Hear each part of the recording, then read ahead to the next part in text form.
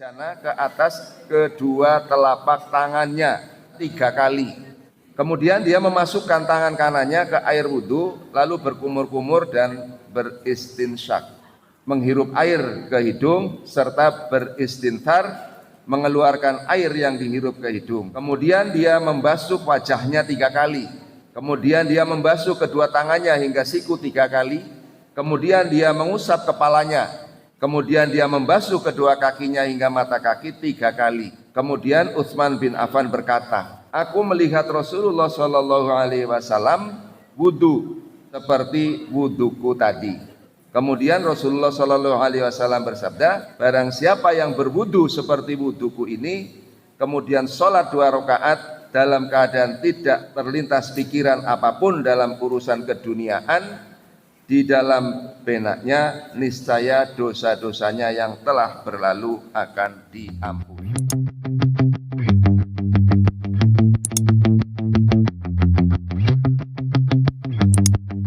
Assalamualaikum warahmatullahi wabarakatuh.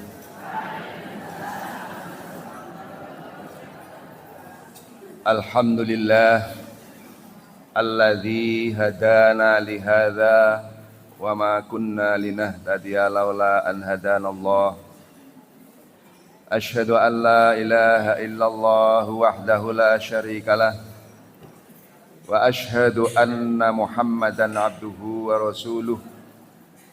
Allahumma salli wa sallim ala Muhammad wa ala alihi wa sahbihi wa man ittaba'al huda ila yaumil qiyamah, amma ba'du. Bapak-bapak dan ibu-ibu jamaah jihad pagi yang saya hormati rahimakumullah. Alhamdulillah, marilah kita senantiasa memanjatkan puji syukur kepada Allah Subhanahu wa taala, karena hingga pagi hari ini kita diberi kesempatan untuk melaksanakan salah satu kewajiban kita, yaitu bersama-sama untuk mencari ilmu. Mudah-mudahan ilmu yang kita pelajari bersama bermanfaat untuk meningkatkan dan memperbaiki ibadah kita. Salawat dan salam semoga senantiasa dilimpahkan kepada junjungan kita Nabi Muhammad Sallallahu Alaihi Wasallam, keluarga, para sahabat, dan juga mudah-mudahan kepada umatnya yang senantiasa mentaatinya. Bapak dan Ibu yang saya hormati, pada kajian sebelumnya kita telah membahas beberapa hadis yang berkaitan dengan bersuci. Nah, pada kesempatan ini kita akan melanjutkan untuk mengkaji hadis juga masih berkaitan dengan tema bersuci, tetapi ini lebih spesifik, yaitu berkaitan dengan berwudu.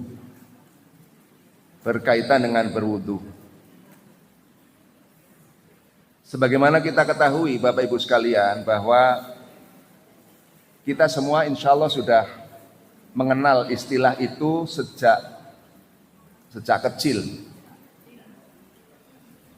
Bahkan kita telah melaksanakannya, karena setiap hari kita menjalankan sholat, dan salah satu syarat sah sholat adalah berwudu. Tetapi yang perlu kita senantiasa usahakan adalah kita perlu mengkaji bersama-sama terhadap apa yang kita lakukan. Apakah yang kita lakukan itu sudah sesuai dengan ajaran Nabi Shallallahu Alaihi Wasallam atau belum? Ini yang menjadi penting untuk kita pelajari semuanya, sehingga apa yang kita lakukan itu betul-betul sesuai dengan ajaran Nabi. Karena prinsip di dalam ibadah, yang pertama tentu bahwa ibadah itu harus dilaksanakan dengan ikhlas, semata-mata karena Allah Subhanahu wa ta'ala.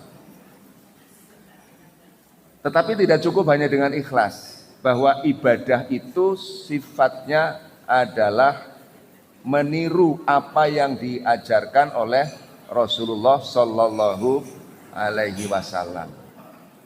Nah, maka apa yang selama ini kita lakukan, apakah itu sudah sesuai dengan apa yang diajarkan oleh Rasulullah atau belum? Maka salah satunya kita perlu mengkaji apa yang disabdakan beliau terkait dengan bagaimana tata cara berwudu. Ini sangat penting Bapak Ibu sekalian, karena berwudu itu menjadi syarat sahnya sholat. Seperti disebutkan di dalam salah satu hadis bahwa Rasulullah Shallallahu Alaihi Wasallam bersabda, la tuqbalu sholatun man ahdatsa hatta yatawaddoa. Artinya tidak diterima sholat orang yang telah berhadas hingga dia berwudu. Jadi antara berwudu dengan sholat itu merupakan dua amal yang tidak bisa dipisahkan. Setiap orang yang akan melaksanakan sholat apabila dia hadas atau dia tidak mempunyai wudu, maka dia wajib berwudu terlebih dahulu. Dan wudu kita itu menentukan apakah sholat kita itu sah apa tidak. Tergantung pada apakah berwudu kita itu sudah benar sesuai dengan tuntunan Rasul atau belum. Nah, pada kesempatan ini akan saya bacakan salah satu hadis. Ya, nanti banyak hadis-hadis yang berkaitan dengan bagaimana berwudu, tetapi hadis yang disebutkan dalam kitab ini itu sudah cukup lengkap. Saya bacakan hadisnya. Bismillahirrahmanirrahim. Di hadis ini diriwayatkan oleh Hamran,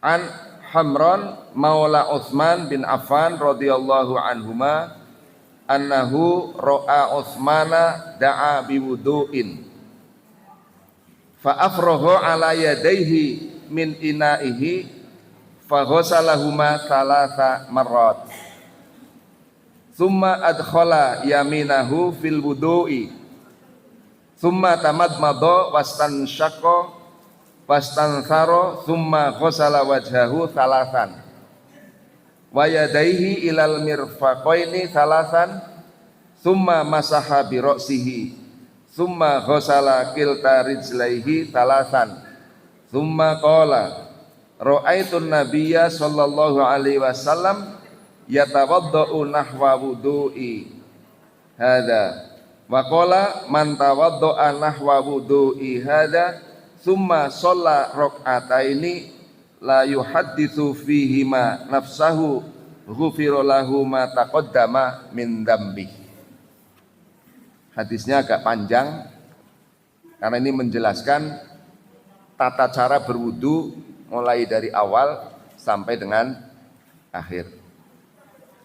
Dari Hamran maula Utsman atau budak Utsman bin Affan radhiyallahu anhu, bahwasanya Utsman meminta diambilkan air wudu, meminta kepada budaknya.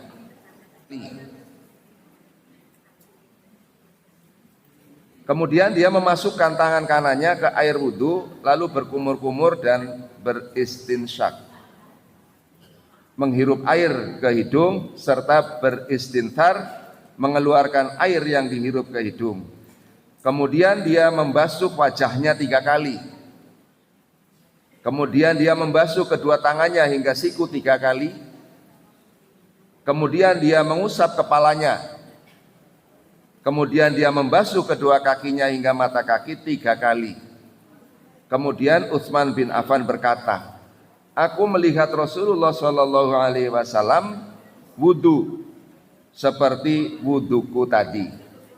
Kemudian Rasulullah Shallallahu Alaihi Wasallam bersabda, barang siapa yang berwudu seperti wuduku ini, kemudian sholat 2 rakaat dalam keadaan tidak terlintas pikiran apapun dalam urusan keduniaan, di dalam benaknya niscaya dosa-dosanya yang telah berlalu akan diampuni. Nah, Bapak Ibu sekalian, secara garis besar hadis ini menjelaskan bagaimana kita berwudu. Meskipun nanti ada beberapa hal yang perlu kita lakukan yang tidak disebutkan di dalam hadis ini. Nanti akan saya cantumkan beberapa hadis lain yang menambah penjelasan terhadap hadis ini. Nah, dari hadis ini kita bisa mengambil beberapa kesimpulan dengan juga hadis-hadis yang lain. Yang pertama adalah bahwa dalam tata cara berwudu kita harus memulainya dengan niat. Ya, niat berwudu, dan niat berwudu itu berada di dalam hati. Niat berwudu itu tidak dalam bentuk kata-kata, tetapi niat di dalam hati. Dulu pada kajian pertama kita sudah membahas ya tentang niat itu. Jadi kita tidak perlu membahas lagi. Niat, ini kita sudah memahaminya. Nah, kita niat untuk menghilangkan hadas atau hadas kecil. Kemudian yang kedua mengucapkan basmalah. Ya, mengucapkan basmalah. Di dalam salah satu hadis itu dijelaskan bahwa hadis yang diriwayatkan oleh beberapa perawi hadis itu dijelaskan bahwa Nabi Shallallahu Alaihi Wasallam bersabda, la sholata liman la wudu'a lahu wala wudu'a liman lam yudhkarismallahi ta'ala alaihi. Itu yang pertama, bahwa tidak ada sholat bagi orang yang tidak berwudu atau tidak punya wudu. Artinya sholatnya itu tidak sah. Dan tidak ada wudu bagi orang yang tidak menyebutkan nama Allah Ta'ala. Maksudnya bahwa dalam berwudu itu harus diawali dengan basmalah. Cocok ya Bu ya? Alhamdulillah. Cocok. Jadi berwudu itu selain tadi mencuci kedua tangan, kemudian diawali dengan ya niat dulu ya, niat, kemudian mengucapkan basmalah, niat kemudian mengucapkan basmalah. Itu sudah kita lakukan. Nah, lalu yang ketiga membasuh kedua telapak tangan sebanyak 3 kali. Jadi kedua telapak tangan ini kita basuh ya 3 kali.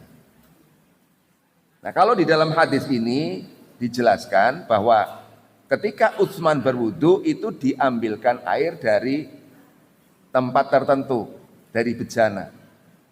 Tetapi dalam era sekarang, kebanyakan kita sekarang berwudu itu tidak menggunakan air dari bejana, tetapi melalui keran. Ya sama saja. Bahkan ini lebih mudah. Lebih mudah. Karena sudah praktis, kita tinggal mengalirkan air, kita berniat, kemudian kita membaca basmalah dan membasuh kedua telapak tangan. Nah, apakah kedua telapak tangan ini cukup yang bagian di sini disebutkan membasuh kedua telapak tangan? Itu ya tentunya telapak tangan ini kalau di dalam istilah Arab itu disebut dengan kafun atau kafaini. Ya, ini mulai dari sini semuanya. Ini disebut dengan bagian dari telapak tangan. Jadi membasuhnya secara keseluruhan. Kemudian yang berikutnya setelah membasuh kedua telapak tangan adalah mengambil air. Ini kalau di sini disebutkan mengambil air dengan tangan kanan. Jadi kalau misalnya kita wudunya mengambil air di bak, mengambil airnya di bak bukan dengan keran, maka di sini mengambilnya sunnahnya itu adalah menggunakan tangan kanan. Yang pegang gayung itu tangan kanan mengambilnya. Kemudian memasukkannya ke dalam mulut dan hidung, yang dulu sudah kita bicarakan sebelumnya, yaitu yang disebut dengan berkumur-kumur dan beristinsar. Tamadmadho dan istinsar, yaitu berkumur-kumur kemudian menghirup air ke hidung dan disemprotkan keluar airnya. Itu yang disunahkan di sini seperti itu. Dan itu dilakukan juga sebanyak 3 kali. Ya, berkumur-kumur sekaligus menghirup air ke hidung dilakukan sebanyak 3 kali. Kemudian langkah yang berikutnya adalah membasuh seluruh wajah. Membasuh seluruh wajah sebanyak 3 kali. Nah, sekarang yang dimaksud wajah itu batasnya apa? Yang dimaksud wajah itu batasnya apa? Kalau di dalam buku-buku fikih atau kitab-kitab fikih, bahwa wajah ini mulai dari atas batas tumbuhnya rambut sampai ke dagu. Jadi bukan hanya bagian ini aja, bukan hanya bagian depannya, tapi mulai dari atas sampai ke bagian bawah. Itu yang dimaksud dengan wajah.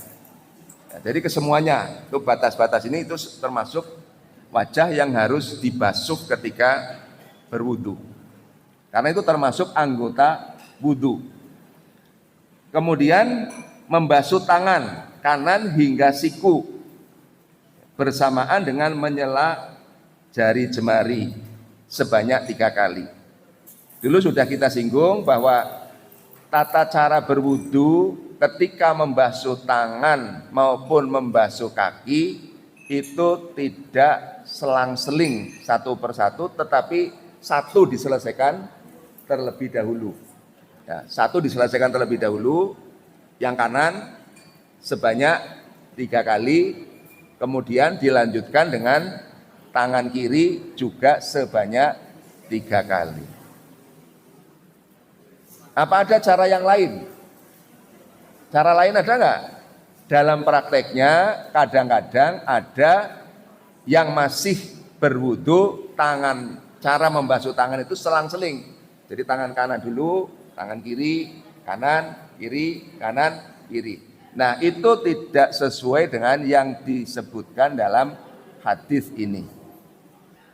Yang disebutkan dalam hadis ini, cara membersihkan kedua tangan itu adalah satu persatu sebanyak 3 kali sampai selesai, kemudian disusul dengan tangan kiri 3 kali sampai selesai.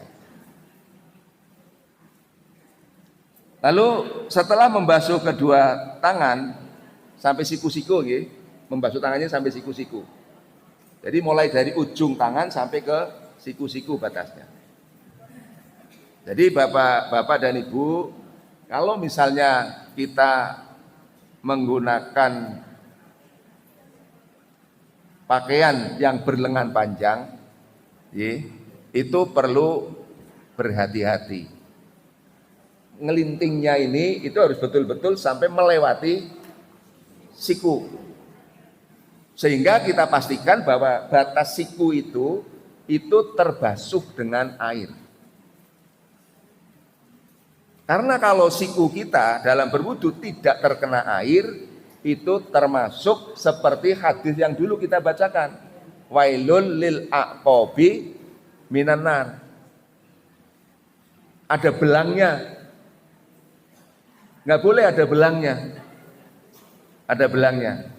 Dan supaya tidak sampai ada belangnya, selain anggota wudu ini sepenuhnya dibasuh, juga perlu digosok. Digosok, tidak hanya dikucurkan, di keran, dikucurkan begini tanpa digosok. Karena mungkin kalau kondisi kulitnya kering, kalau hanya dikucurkan saja, itu airnya tidak sampai ke kulit. tidak membasuh kulit. Maka ini harus dibasuh. Nah, setelah selesai yang kanan, kemudian yang kiri dilakukan dengan cara yang sama.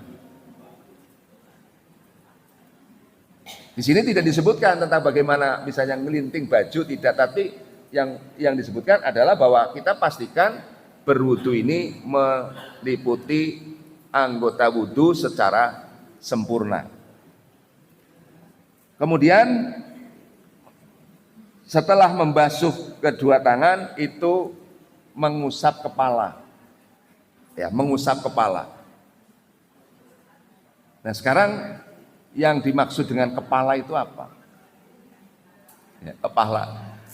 Nah, yang dimaksud kepala itu adalah ya keseluruhan kepala kita ini. Nah, termasuk telinga. Ya, telinga itu adalah bagian dari kepala.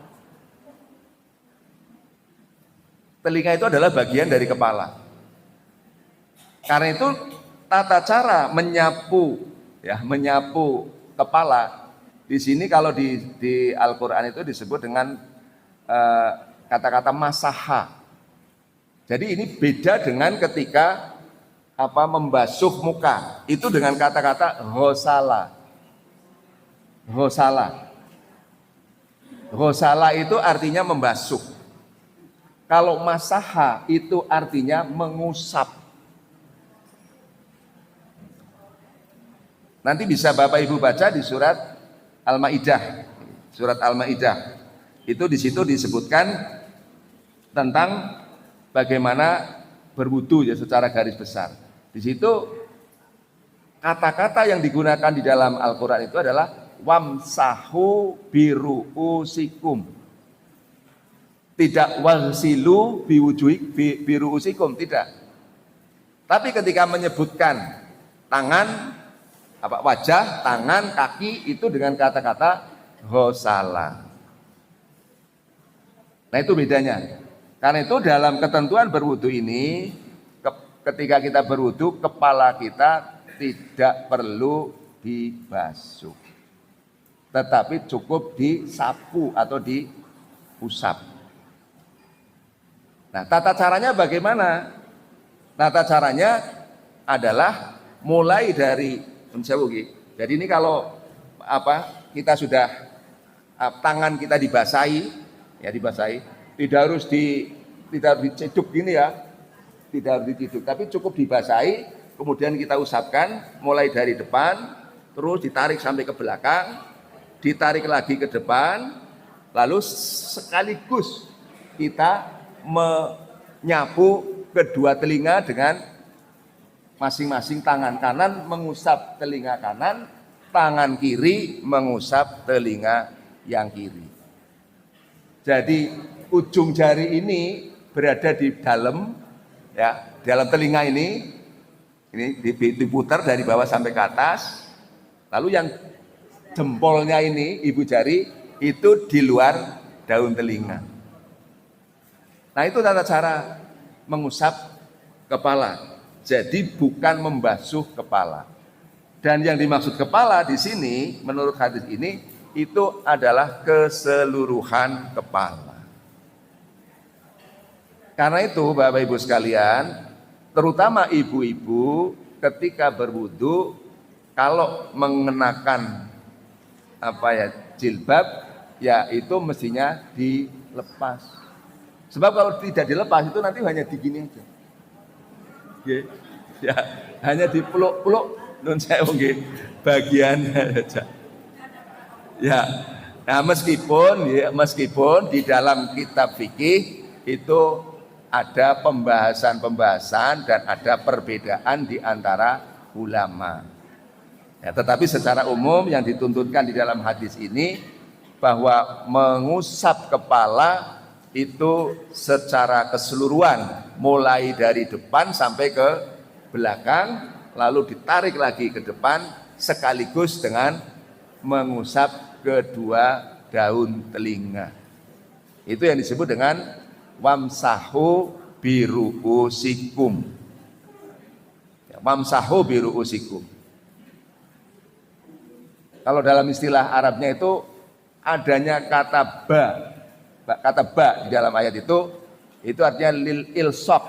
Jadi itu melekat pada keseluruhan anggota yang disebutkan di dalam ayat tersebut.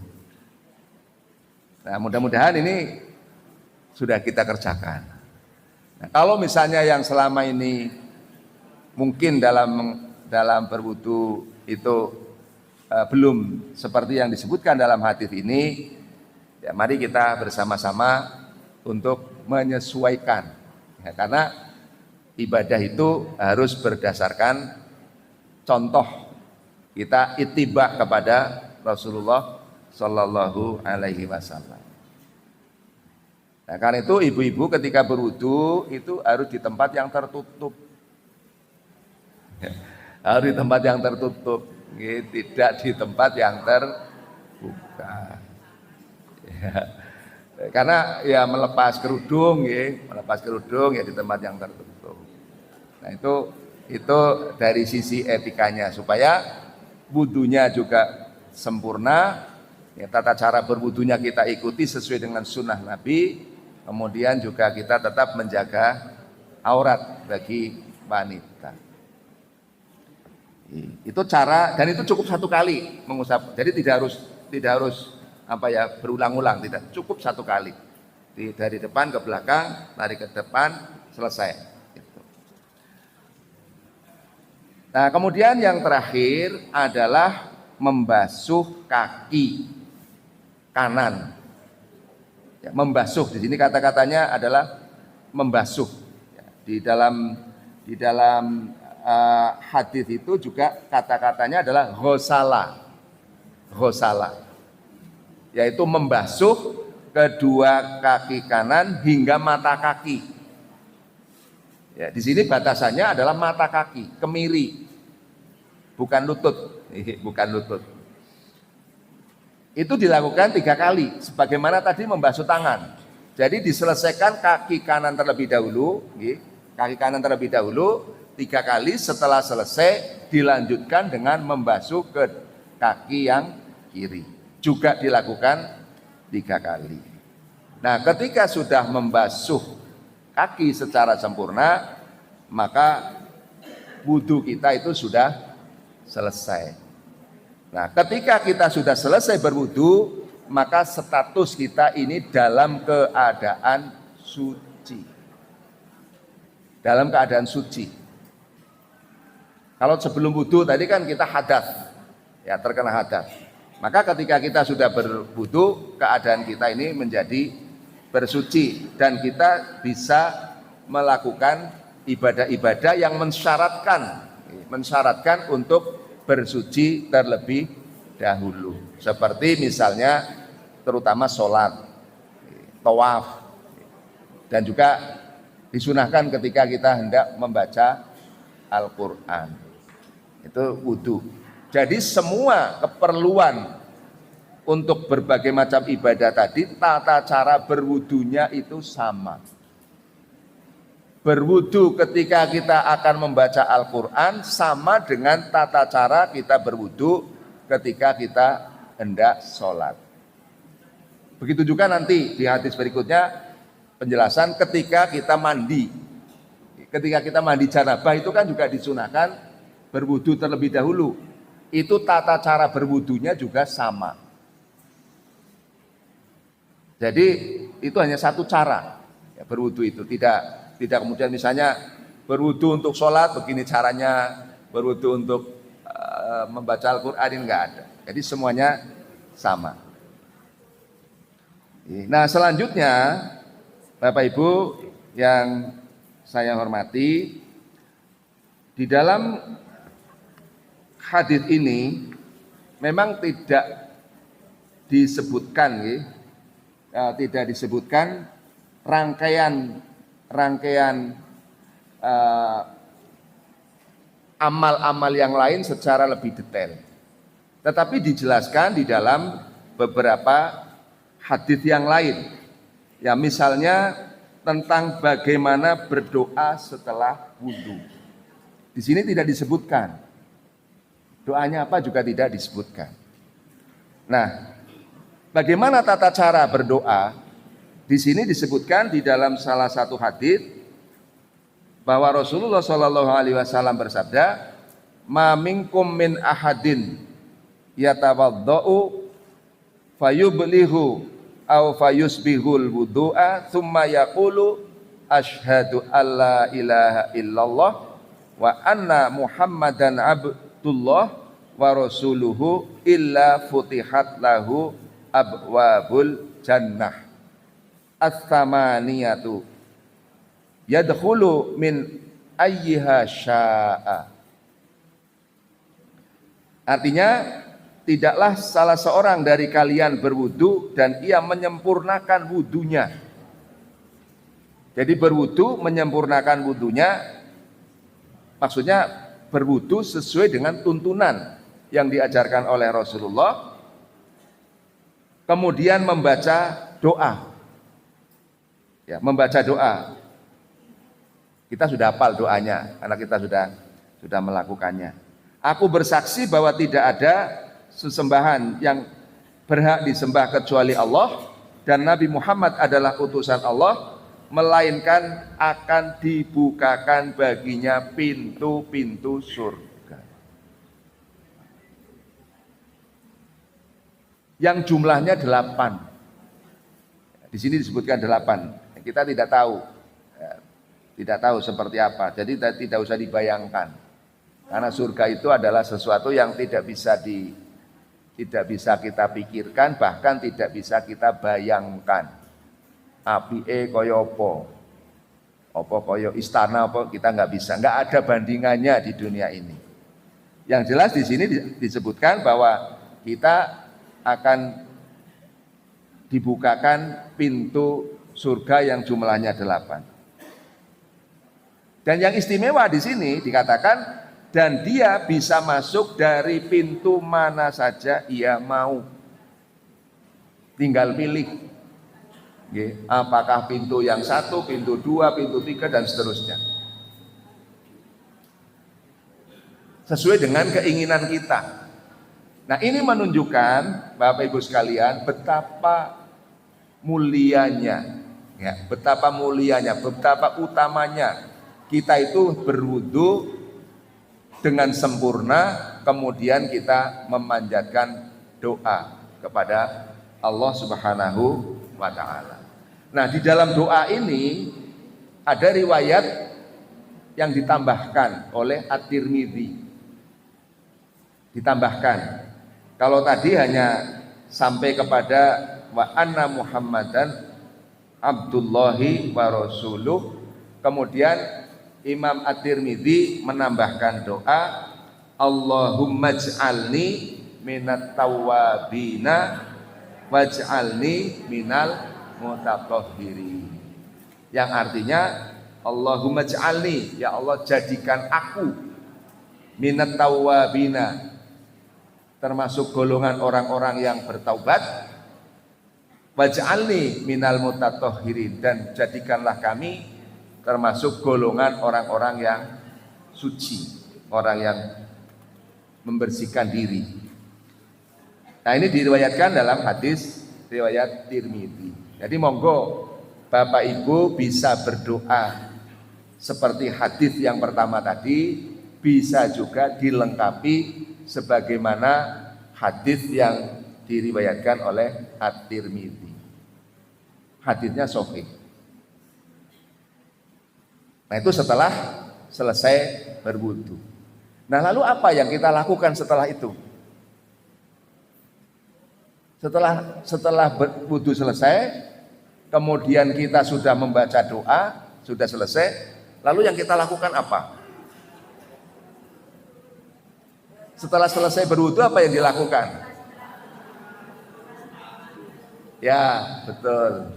Setelah kita selesai berwudu dengan sempurna, membaca doa secara sempurna, kemudian kita disunahkan untuk melakukan sholat sunnah wudu 2 rakaat.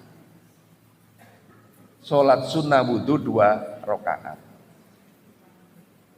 Di dalam salah satu hadis yang diriwayatkan oleh Al-Bukhari dan juga Muslim, Nabi SAW bersabda, man tawaddo'a nahwa wudu'i hadza summa shalla rak'ataini la yuhadditsu fihi ma nafsahu ghafarallahu lahu ma taqaddama min dzambi.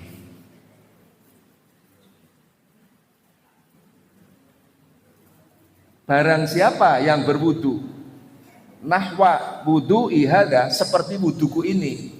Wuduku itu yang dimaksud seperti yang dijelaskan di dalam hadis tadi. Bagaimana caranya, mulai dari niat, kemudian membaca basmalah, membasuh kedua telapak tangan, kemudian membasuh muka, tangan, lalu mengusap kepala sampai dengan membasuh kedua kaki, lalu berdoa. Kemudian summa shalla rak'ataini, kemudian dia melakukan sholat 2 rakaat. Yang dimaksud dengan hadis ini adalah sholat sunnah wudu 2 rakaat. La yuhadditsu, nah ini ada tambahan penjelasannya. La yuhadditsu, tidak berbicara di antara keduanya. Jadi setelah wudu, Bapak Ibu sekalian, tidak ngobrol dulu. Nah ini kalau di sini disebutkan tsumma shalla raka'ataini la yuhadditsu fihi ma nafsa. Tidak berbicara, tidak bercakap-cakap terlebih dahulu di antara keduanya. Nah, apa ganjarannya? Di sini dikatakan maka dia akan diampuni seluruh dosanya yang telah lalu. Kalau kita berwudu biasanya pakai ngobrol dulu apa tidak sebelum sholat?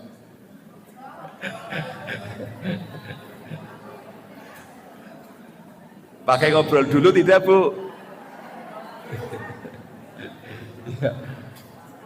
Ya.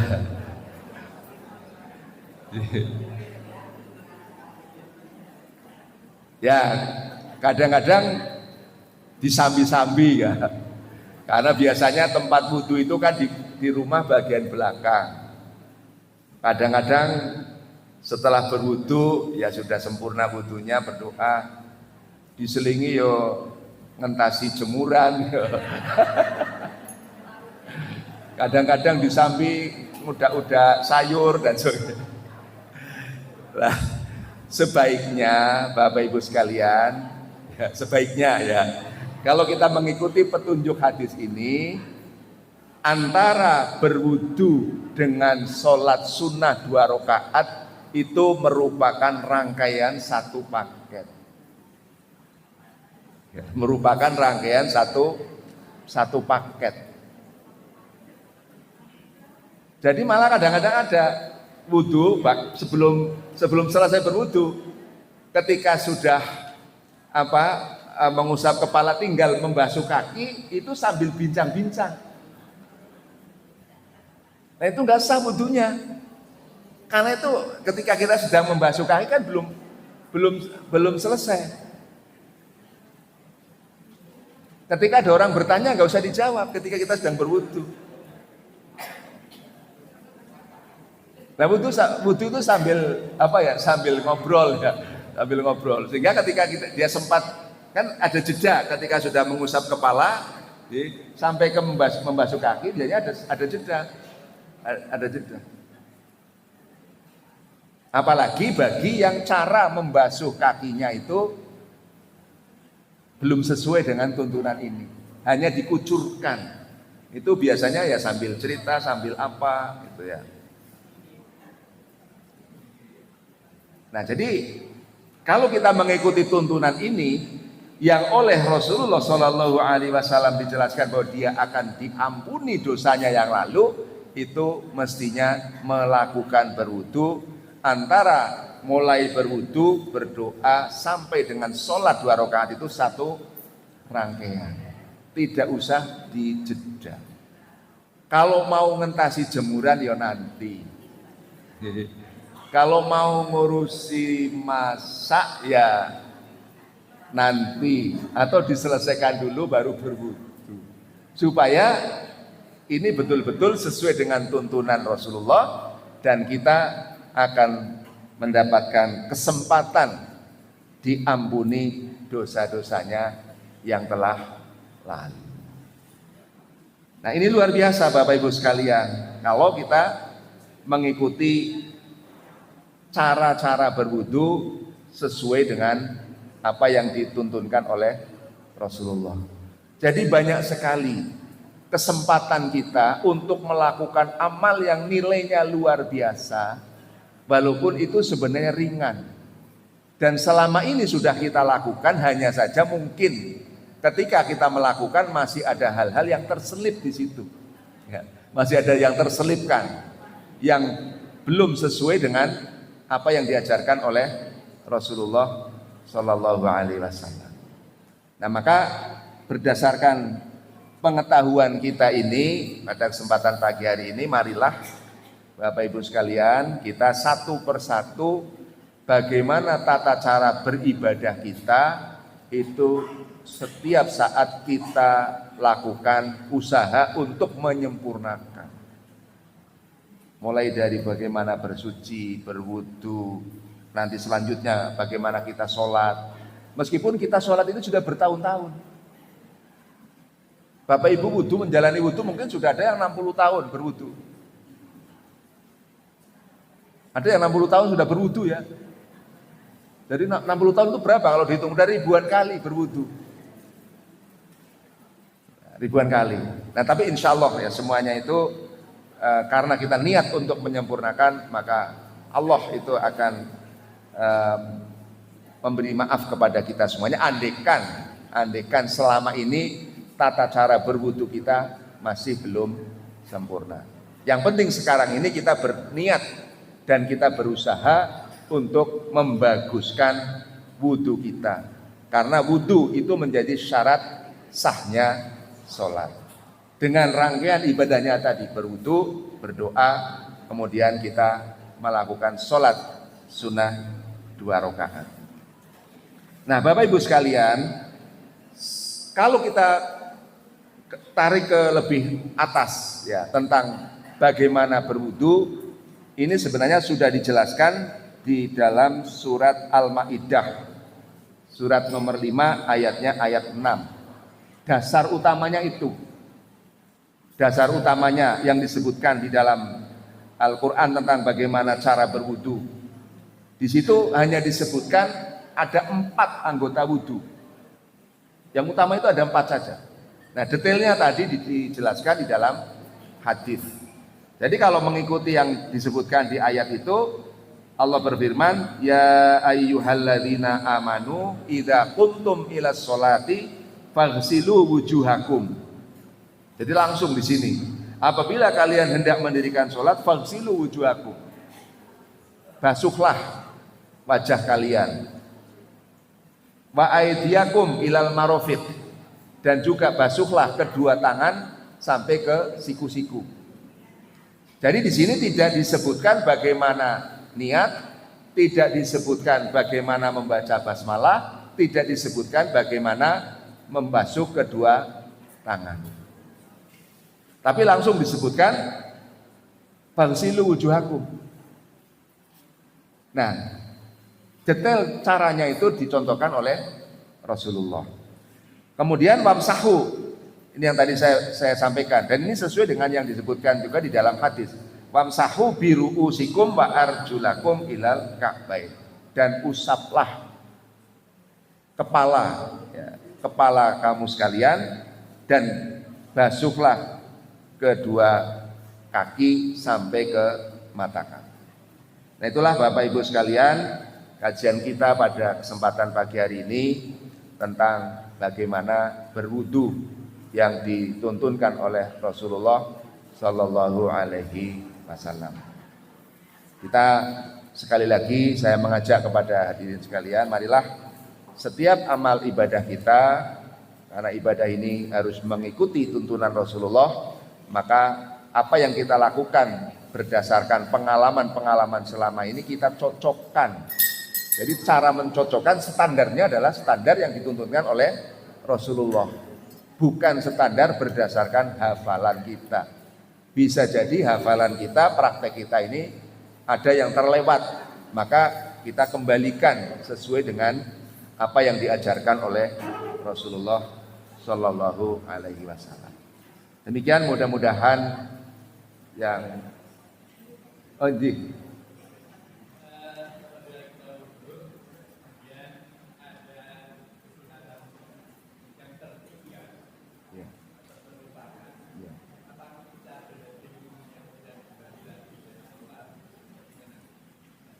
ya, di dalam hadis-hadis ini yang saya baca itu memang tidak ada kalau di sholat itu kan ada aturan-aturannya. Ya, misalnya kalau terlewatkan wajib sholat, misalnya tidak tahiyat awal itu, maka supaya sujud sahwi. Nah, tetapi di dalam wudu itu tidak ada penjelasan tentang bagaimana pengganti wudu.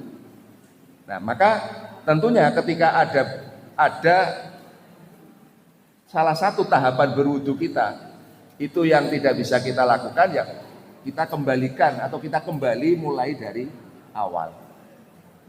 Tidak ada penjelasan misalnya, kalau misalnya ada yang terlewat kemudian dengan cara sujud enggak ada ketentuannya seperti itu.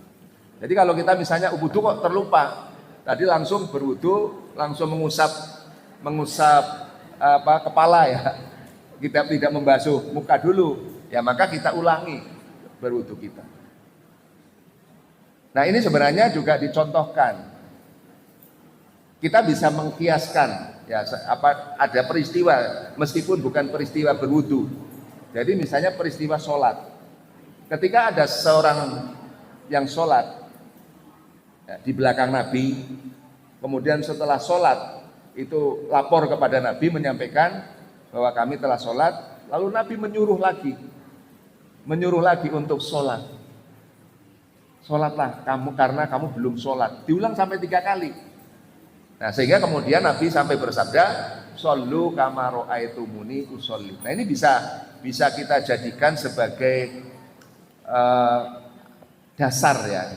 Walaupun ini beda kasus, tetapi bahwa ini menunjukkan ketika kita melakukan sesuatu perbuatan yang di situ tidak sesuai, ya kita ulang lagi.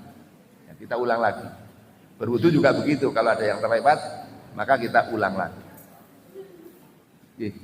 Mbok Bilih ngaten, terima kasih kepada Bapak Ibu sekalian. Sekali lagi mudah-mudahan bermanfaat, dan apabila dalam penyampaian ini ada kekurangannya mohon untuk dimaafkan. Nasrum minallah wa fathun qarib wa basyiril mu'minin. Assalamualaikum warahmatullahi wabarakatuh.